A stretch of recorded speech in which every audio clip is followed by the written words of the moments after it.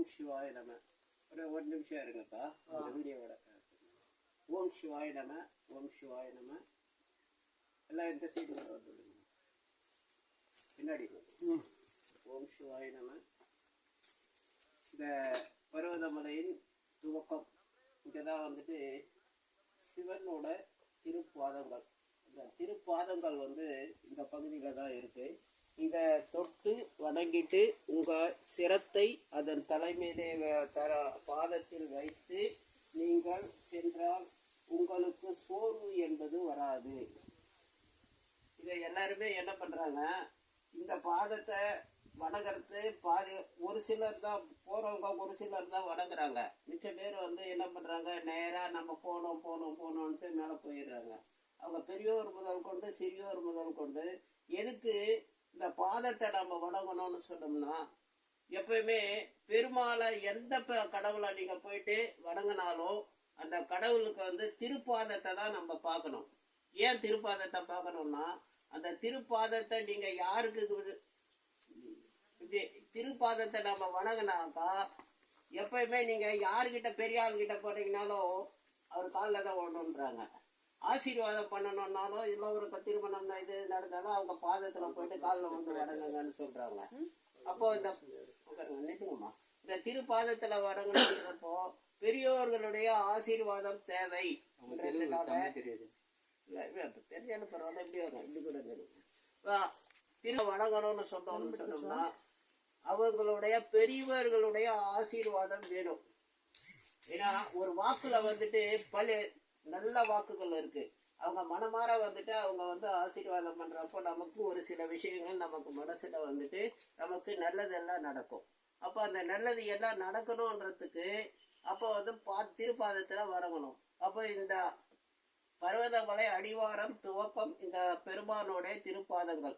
இந்த திருப்பாதங்களை எல்லாருமே வந்துட்டு தொட்டு வணங்கிட்டு இதை வந்து என்ன பண்ணணும், இவங்களுடைய இதில் அவங்க சிரசை வச்சு, ஐயா என்னை வந்து என் நினைவில் நீங்கள் என்றும் மாறாமல் இருக்க வேண்டும், என் நினைவில் என்றும் மாறாமல் இருக்க வேண்டும் இதை வேண்டிங்கன்னு போகணும்.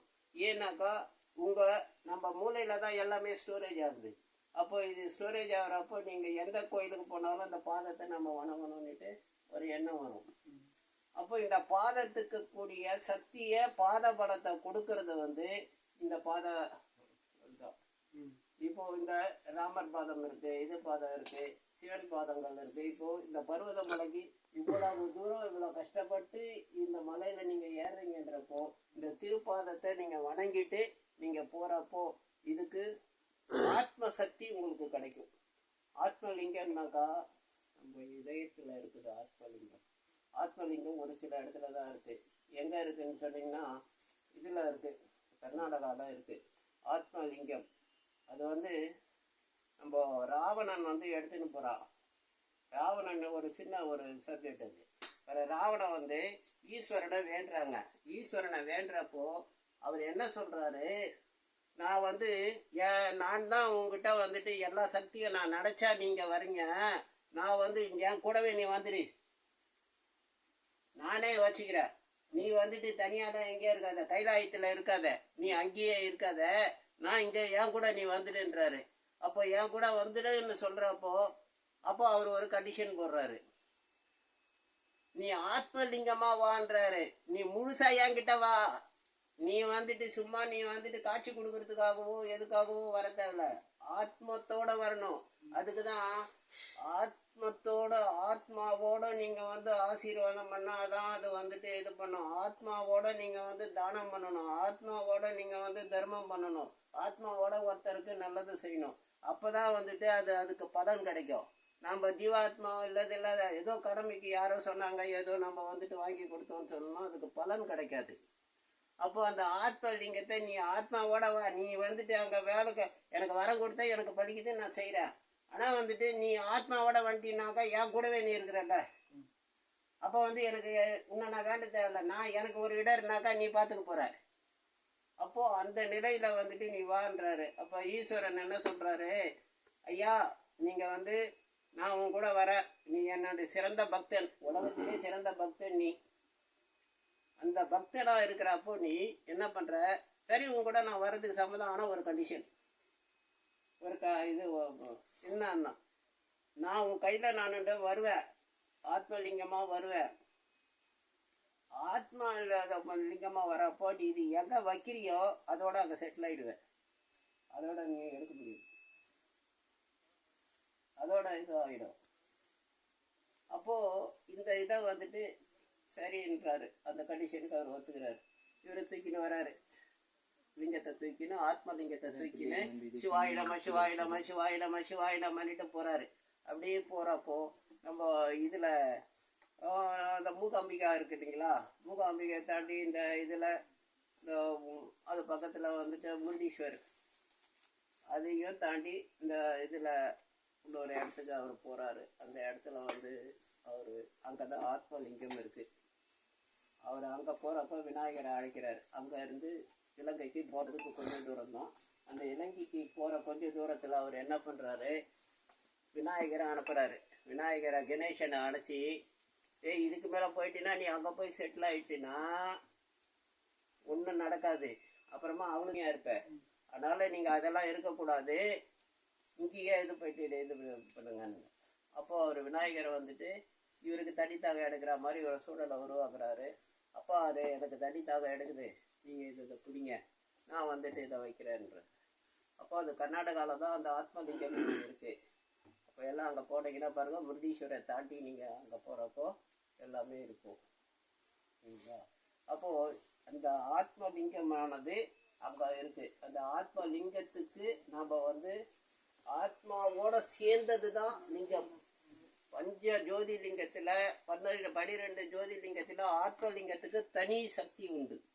ஏன்னா நம்ம இதயத்திலேயே நம்ம வந்துட்டு முழுக்க வந்துட்டு எல்லாமே இருக்காரு, முழுக்க ஆத்மாவோட கலந்து இருக்காரு. நாம் அதை உணராதையே நம்ம என்ன பண்ணுறோம், நம்ம வீட்டில் இருந்துக்கினே வந்துட்டு ஓம் நம சிவாய் ஓம் நம சிவாய் காலையில் 4:30 மணிக்கு முகூர்த்த நேரத்தில் நீங்கள் தரையில் தள்ளிட்டு ஓம் நம சிவாய் ஓம் நம சிவாய் ஓம் நம சிவாய் ஓம் நம சிவாயின்னு ஒரு 5 முறை சொல்லிட்டு நீங்கள் காலையில் இது பண்ணீங்கன்னா உங்களுக்கு நடத்த வேண்டிய சுப காரியங்கள் சுபமாக முடிக்கும். அதே மாதிரி இரவு படுக்க சொல்ல நீங்கள் என்ன பண்ணுங்க, இன்றைய வேலைகளை எனக்கு சிறப்பாக பண்ணி கொடுத்த, அது நல்லது இருந்தாலும் கொஞ்சம் இடர்பாடுகள் இருந்தாலும் இன்றைய இதுக்கு காலகட்டத்துக்கு ஏற்ற போல் நீங்கள் வந்துட்டு கொடுத்துட்டீங்க. ஆனால் இதுக்கு மேலே வந்துட்டு நாளைக்கு இதை விட எனக்கு வந்து அந்த இடர்பாடுகள் இல்லாத, கஷ்டங்கள் இல்லாத எனக்கு வந்துட்டு ஒரு நல்ல வழியை காட்டுங்க சொல்லி இரவுல தூங்குறப்ப தூங்கணும். அப்போ காலையில் எழுந்துக்கிறப்போ இறைவனோட சக்தியோடு நீங்கள் வந்துட்டு எழுந்துக்கணும். இப்போது நீங்கள் எல்லாருமே நம்ம இறை சக்தியோடு நம்ம வாழணுன்றதுக்கு இது என்னன்னு சொன்னீங்கன்னா, இது எல்லாருமே இந்த பாதத்தை அத்தனை பேருமே நீங்கள் போனீங்கன்னா சொல்லுங்கள், இந்த பாதத்தில் வந்துட்டு தொட்டு வணங்கிட்டு, எனக்கு இந்த மலையில் பர்வத மலையில் மல்லிகார்ஜுனேஸ்வரா நான் வந்துட்டு உன் மலையை ஏறி உன்னுடைய தரிசனம் நான் பண்ணணும். அதனால் இதுக்கு வந்துட்டு வரவங்க என்ன பண்ணுங்க, அங்கேருந்து கீழே வரப்போவே ஒரு பூவை வாங்கிக்குவாங்க, ஒரு கற்பூரத்தை கொஞ்சம் கற்பூரம் எடுத்துடுவாங்க. இதுக்கு இந்த பூவை வந்துட்டு மல்லிகார்ஜுனேஸ்வராய நமக மல்லிகார்ஜுனேஸ்வராய நமக மல்லிகார்ஜுனேஸ்வராய நமகன்னுட்டு ஒரு 8 தடவை 10 தடவையோ போட்டுட்டு கற்பூரம் ஏற்றிட்டு அதை தொட்டு வணங்கிட்டு நீங்கள் போனீங்கன்னா உங்களுக்கு இந்த பாதையெல்லாம் வந்துட்டு உங்களுக்கு இடர்பாடுகளே இருக்காது. உங்களுக்கு மேலேயும் தரிசனம் நல்லாவே கிடைக்கும். அதனால் அதை இந்த வரவங்க அத்தனை பேருமே இதை வந்துட்டு செய்யுங்க. ஏன்னா நம்ம ஏற போகிறத பார்க்க போகிறது மல்லிகார்ஜுனேஸ்வரை பார்க்க போகிறோம். 12 ஜோதிலிங்கத்தில் அது ஒரு ஜோதிலிங்கம். 2வது ஜோதிலிங்கம் ஆந்திராவில் இருக்காது. இப்போ கற்பூரம் உங்ககிட்ட இருக்குது ஐயா? இருக்கு. அப்போது இந்த ஜோதி வந்துட்டு இப்போ திருவண்ணாமலையில் ஏற்றுன மாதிரி இங்கேயே ஏற்றிருக்காங்க. இப்போ ஜோதியும் போய் பார்க்கலாம். நீங்கள் இன்னும் 6 மணிக்கு தான் ஏற்றுங்க? இல்லை, அது இப்போ இருக்கும், போய் பாருங்கள். போய் பார்த்தீங்கன்னா அந்த ஜோதி அந்த கொப்பரையை நீங்கள் வணங்கிட்டு வந்தீங்கன்னாலே அது சிறப்பு. இப்போ 10 நாளாக நான் இதில் திருவண்ணாமலையில் இருந்து தான் இங்கே வந்திருக்கேன். திருவண்ணாமலையில் போகணும் பார்க்க மாட்டேன். அதான் திருவண்ணாமலையிலேருந்து தான் நான் நேற்றுக்கு தான் வந்தேன்.